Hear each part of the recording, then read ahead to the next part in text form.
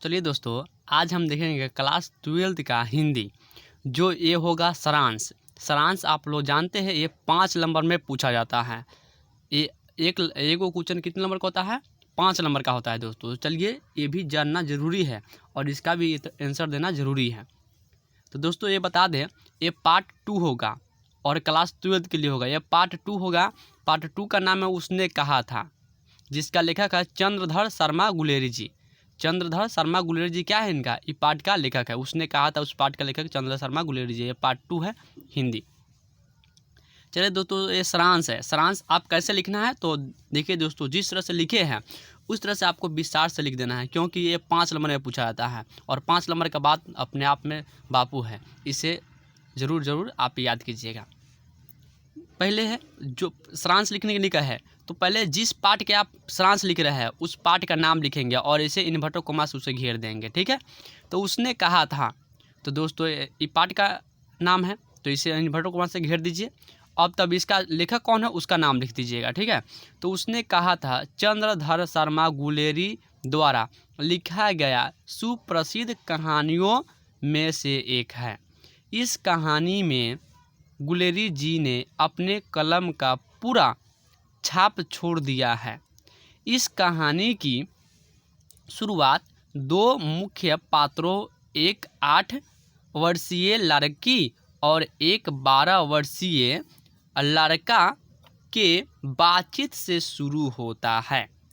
दोस्तों आप कहानी पढ़े होंगे बहुत बढ़िया से, तो आपको लिखने में कोई दिक्कत नहीं होगा, क्योंकि कहानी जो पढ़े हैं सारांश में उसी को लिखा जाता है।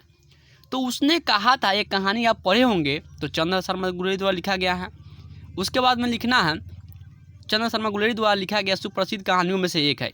इस कहानी में गुलेरी जी ने अपने कलम का पूरा छाप छोड़ दिया है। इस कहानी की शुरुआत 2 मुख्य पात्रों, एक 8 वर्षीय लड़की और एक 12 वर्षीय लड़का के बातचीत से शुरू होता है। ये दोनों सिख धर्म के हैं दोस्तों। दोनों आप पढ़े होंगे, दोनों किस धर्म के हैं? सिख धर्म के हैं, जो अमृतसर के बाजार में एक दूसरे से मिल जाते हैं। दोस्तों बता दें आप जानकारी के लिए, अमृतसर कहाँ है? पंजाब में है। ये क्वेश्चन हमका इसका ऑब्जेक्टिव क्वेश्चन भी कराए हुए हैं। उसने कहा था, आप नहीं देखे होंगे तो उसे भी जाकर देख लीजिएगा। उसमें मोस्ट VVI 35 क्वेश्चन ऑब्जेक्टिव कराए हुए हैं दोस्तों। अमृतसर के बाजार में एक दूसरे से मिल जाते हैं।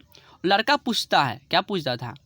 तेरी कुरमाई या मंगनी, ये छेका या पुजाई, इस सब का अर्थ यही होता है दोस्तों। पूछ सकता है आपसे मंगनी का अर्थ क्या होता है, तो दोस्तों पुजाई वही छेका होता है। ठीक है, देखिए दोस्तों, इस सभी एक ही बात है, इस सबको समझिए वही है। जो कुरमाई का है, मंगनी का है, छेका का है, पुजाई का है, वही होता है।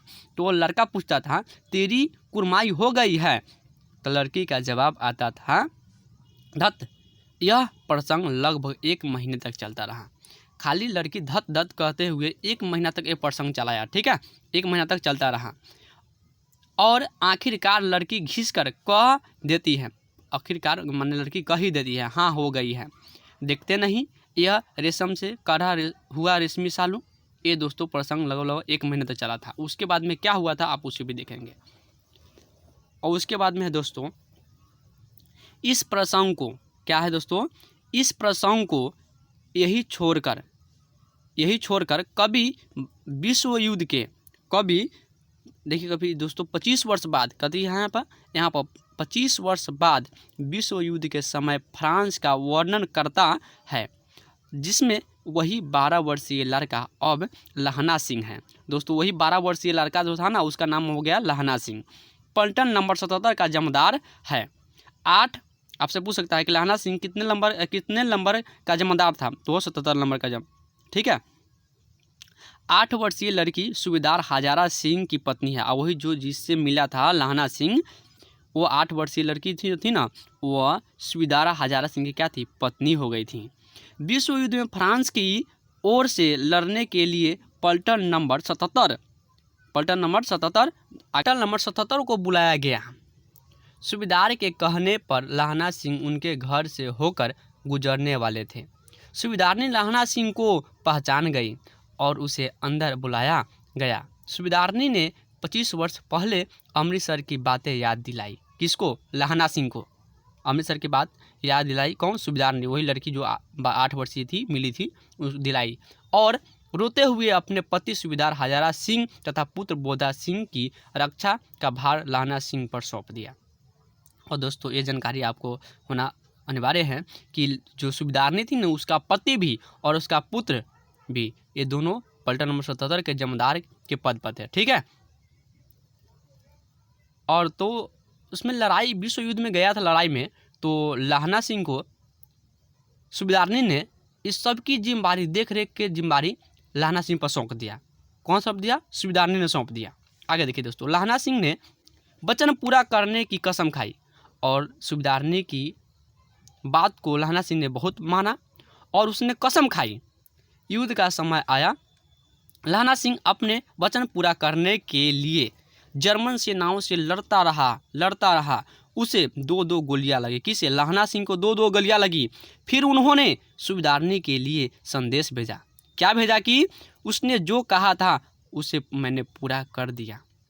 देखिए दोस्तों, सूबेदारनी ने जो कुछ कहा था, किसको? लहना सिंह को। लहना सिंह ने 2-2 गोलियां खा के उसकी बात को पूरा कर दिया। लहना सिंह की मृत्यु हो गई और उसके बाद में लहना सिंह की क्या हो गई? मृत्यु हो गई। अपने मन में मधुर प्रेम के, और दोस्तों लास्ट में इसी पैराग्राफ चेंज करके आपको लिखना है, अपने मन में मधुर प्रेम के प्रति इतना समर्पण शायद ही कहीं संसार में देखने को मिलता है दोस्तों। तो दोस्तों लहना सिंह अपने प्रेम के लिए दोस्तों अपनी जान को भी गंवा दें, उसकी बात को इतना माना कि उसकी अपनी जान को भी परवाह नहीं किया। तो दोस्तों आप प्रयास कीजिए इसे याद करें, क्योंकि दोस्तों 5 नंबर की बात होता है। 5 नंबर अपने आप में बापू है दोस्तों। आप जैसे हो वैसे याद कीजिए इसको। दोस्तों कहानी की तरह आप पढ़िए, जैसे आप फिल्म को देखते हैं तो कहानी की तरह याद कर लेते हैं, समझ जाते हैं। तो आप इसको पढ़े होंगे तो कहानी की तरह, जैसे देखिए क्या हुआ था, एक 8 वर्षीय लड़की और एक 12 वर्षीय लड़का के बातचीत से शुरू होता था कहानी। और उसके बाद में एक अमृतसर के बाज़ार में दोनों को मिला हुआ था। वहाँ पर लड़का ने पूछा था तेरी कोई माई हो गया है? लड़की कहती थी धत। यह प्रसंग कितना भर 1 महीना तक चल रहा था। उसके बाद में कभी 25 वर्ष बाद विश्व युद्ध के समय लड़ने के लिए गया था दोस्तों। वहाँ पर क्या हुआ था, आप पूछ सकता है कि लहना सिंह कितने नंबर का जमादार थे? तो वो 77 नंबर, पलटन में 77 के जमादार थे। और यही दोस्तों प्रसंग को हमको पढ़ के लिख देना है। आप प्रयास कीजिए इसे याद करें, या जैसे हो, क्योंकि 5 नंबर की बात है, आप इसे ज़रूर याद कीजिए और लिखिएगा दोस्तों। दोस्तों ये मोस्ट VVI है। हम ऐसे जो इम्पोर्टेंट है उसी का सारांश आपको सामने प्रस्तुत कर देंगे। आप इसे याद करेंगे और निश्चित है दोस्तों 2-3 फंस ही जाएगा। ऐसा बात नहीं कि ना फंसेगा, 2-3 तो फंस ही जाएगा। ऐसे 8-9 लिखाएंगे दोस्तों। प्रयास कीजिए याद करने का।